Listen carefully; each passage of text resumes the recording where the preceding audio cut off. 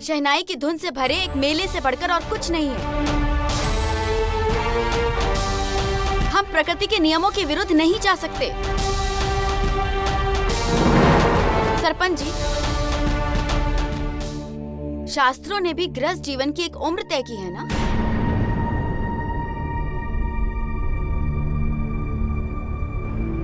तो सरकार ने भी कुछ न कुछ सोच समझकर ही शादी के नियम बनाए होंगे। तो हम और आप कौन होते हैं उस नियम को तोड़ने वाले?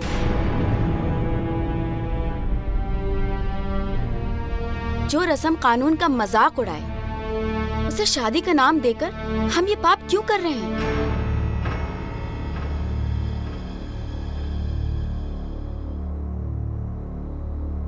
बापू, क्या मेरी शादी पाप है?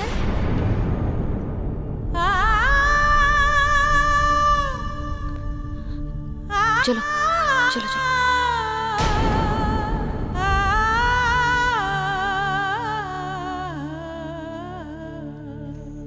पाप और पुण्य का फैसला करने वाला कोई और है मास्टरनी। अपने आप को इतना बड़ा मत समझो। और बहुत हो गया, बहुत सुन ली तुम्हारी बकवास। अब चले जाओ यहाँ से। आप तो बेटी के बाप है ना खसान सिंह जी। क्या बेटी इतना बड़ा बोझ बन गई कि उसे अपने कंधों से जल्द उतार कर फेंक देना चाहते हैं? मैं आप सब से हाथ जोड़कर विनती करती हूँ, अभी भी देर नहीं हुई है, इस शादी को रोक लीजिए। फेरे तो हो चुके हैं मास्टरनी, ब्याह भी हो चुका है, अब क्या उल्टे चक्कर लगवा दे? शहर से 4 किताब क्या पढ़ के आई हो तो तुम सबसे बड़ी अपने आप को गुनी समझने लगी।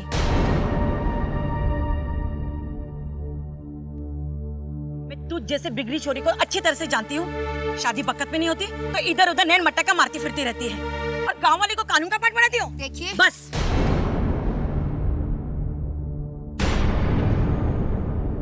यही तो सही उम्र है उनकी ब्याह की। लड़कियों के तन मन पर बचपन से एक ही मर्द का नाम छप जाता है जो उसके अर्थी के साथ ही जाता है। तू जैसे शहरी छोरी की तरह नहीं, आज इसके साथ तो कल उसके साथ। और तू होती कौन है हमारे रीति रिवाज में उंगली उठाने वाली? तुझे इस गांव में आए 6 महीने भी नहीं हुए। अफसोस की बात है, आप जैसी औरतें मासूम बच्चों की बलि चढ़ाने पर तुली हुई हैं। एक औरत ही एक औरत की सबसे बड़ी दुश्मन होती है। जुबान संभाल कर बोलो मास्टरनी।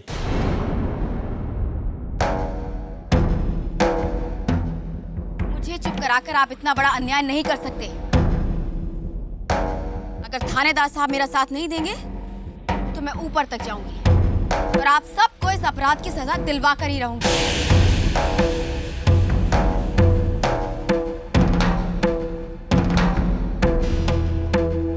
कानून आप सब की तरह अंधा नहीं है। मैं अपनी आवाज सरकार तक पहुंचाऊंगी, प्रेस और मीडिया का सहारा लूंगी।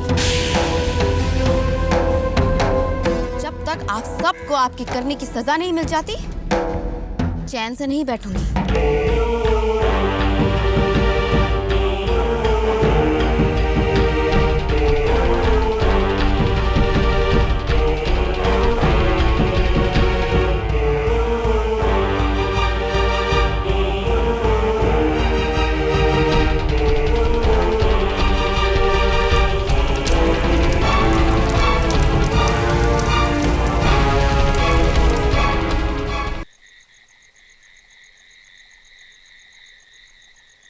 जे कैसे घर में तूने अपने छोरे का रिश्ता किया है भैरव? एक लौता चिराग है हमारा पोता, हमारे घर खानदान का। इसे कुछ हो गया ना, एक एक को कच्चा चबा जाऊंगी।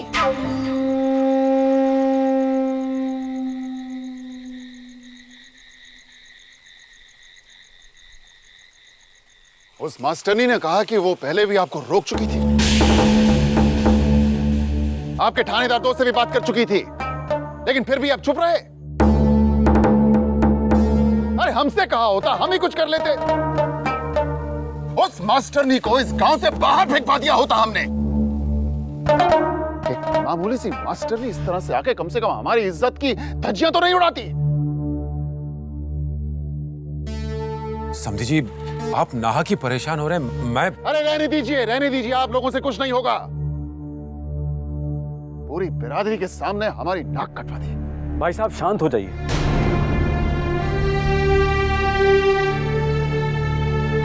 ये समय आपस में बहस करने का नहीं है। हमें मिलजुल कर इस समस्या से छुटकारा पाना होगा। कोई ना कोई रास्ता ढूंढना ही पड़ेगा। जी मैं कुछ बोल सकता हूँ?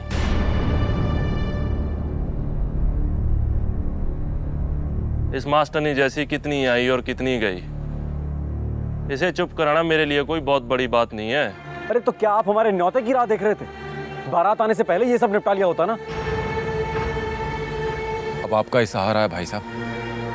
हमारे समधी जी और हमारी बिरादरी की इज्जत अब आपके हाथ में है।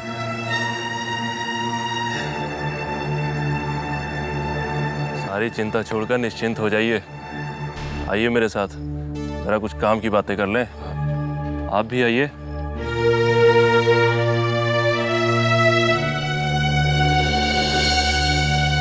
मेरे घर पर आए इस संकट से अब आप ही बचा सकते हैं भाई साहब। बैठे बिठाए बड़ा बखेड़ा खड़ा कर दिया इस मास्टरनी ने। अरे क्यों परेशान होते हैं भाई? अपना बड़ा भाई मानते हैं ना मुझे, तो मेरे होते कैसी परेशानी? अरे सब ठीक हो जाएगा। रुपया देखकर किसका मुंह नहीं खुलता।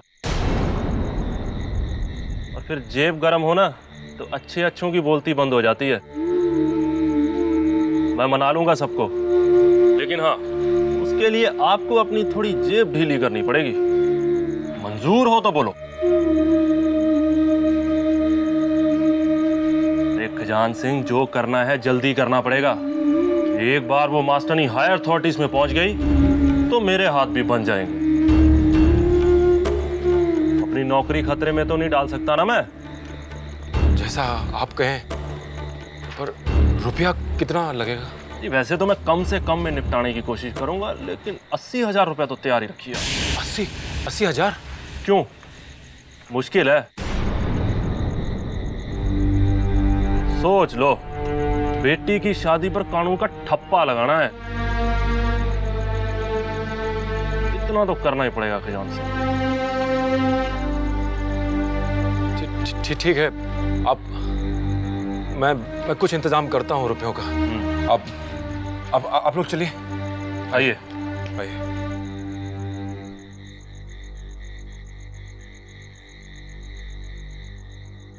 कहाँ रह गए ये लोग? इससे पहले को कोई मुसीबत खड़ी हो जाए, शादी की बची खुची रस्में निपटा के निकल लेना चाहिए हमें। उस मास्टरनी का कोई भरोसा नहीं है। तो थानेदार साहब आपकी बात पर विश्वास कर लेना। अगर वो औरत नहीं मानी तो? अरे उसके तो दादा परदादा भी मानेंगे। मैं इस एरिया के सारे थानों में फोन कर दूंगा। अगर वो मास्टरनी कंप्लेंट कराने जाए तो उसकी बात पर कोई कांड ना करे। आप लोग आराम से शांत से शादी निपटाइए। बेटी की शादी बार बार थोड़ी होती है खजान सिंह जी। और अगर ऐसी गिदड़ भक्कियों से डरने लगे ना तो समाज के सारे कामकाज रुक जाएंगे। तुम लोग गाना बजाना चालू करो भाई, और तू चल मेरे साथ। देखे तो सही मैडम जी कहाँ गई हैं। आप लोग जरा बाहर आइए। जाओ भाई। ये लोग टीचर जी को किसी मुसीबत में ना डाल दें। मुझे उन्हें बचाना ही होगा। बना बनी कहाँ है? उन्हें बुलाओ। मुहूर्त रहते हुए बाकी रस्म रिवाज पूरे करने हैं कि नहीं?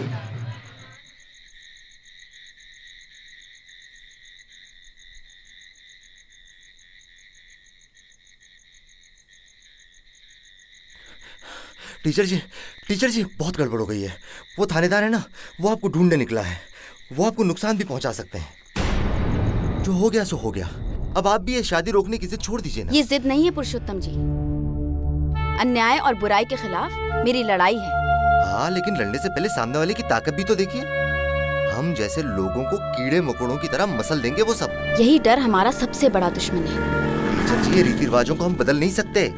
देखिए, अब आप क्यों हाथ जलाना चाहती हैं? ये सब ऐसे ही चलता आया और ऐसे ही चलता रहेगा। नहीं चलेगा। अगर आप जैसे लोग इस धर्म युद्ध में मेरा साथ देंगे तो। मैं? हाँ, आप पुरुषोत्तम जी। आपने अपनी बेटी गंवाई है ना, तब तो आप कुछ ना कर सके। लेकिन आज इस भले काम में मेरी मदद करके हो सकता है आप अपनी बेटी की आत्मा को शांति पहुंचा सके। मेरे साथ चलिए पुरुषोत्तम जी।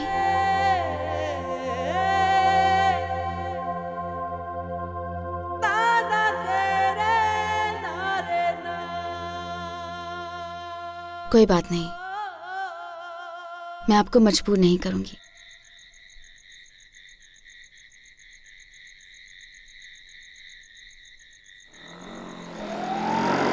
पुरुषोत्तम भाई, यहाँ क्या कर रहे हो? अरे, वो भी इतनी रात?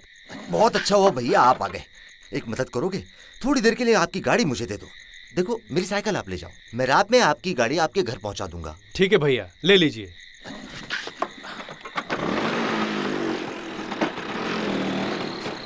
आइए टीचर जी,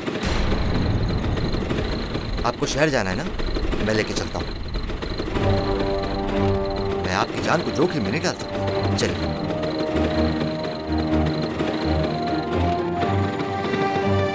इधर से कच्चे वाले रास्ते से ले लेंगे, ठीक है?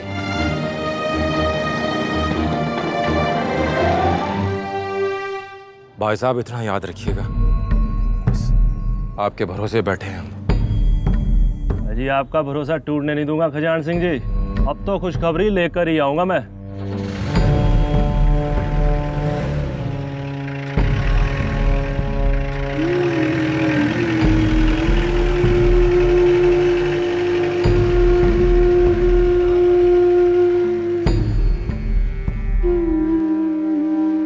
अब क्या हो गया खजान सिंह जी? जोड़ी हुई सारी कमाई तो मैंने बेटी के ब्याह में लगा दी। थानेदार जी को देने के लिए 80,000 रुपए कहां से लाऊंगा? अरे बेटी का ब्याह करने चले थे तो वक्त बेवक्त की जरूरत के लिए गांठ में पैसा भी रखना था ना।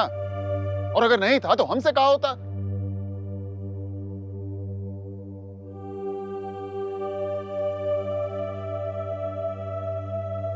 भाई साहब थोड़े गर्म मिजाज के हैं, जात बिरादरी का सामना भी उन्हें ही करना पड़ता है।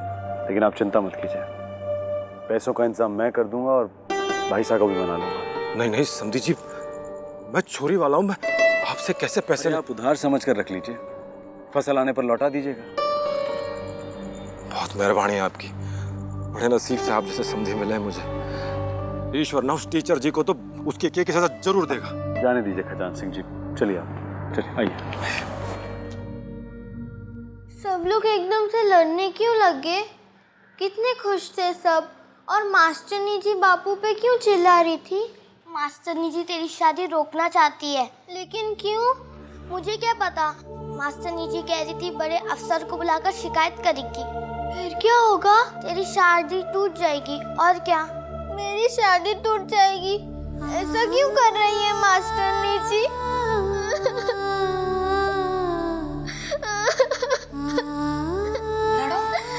क्यों हुआ?